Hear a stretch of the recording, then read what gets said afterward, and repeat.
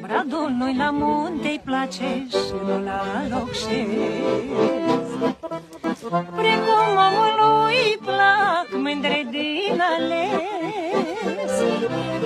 Puiule, ce mi-ai făcut de nu pot să te mai uit? Cum să pot necă uita tinerețea mea?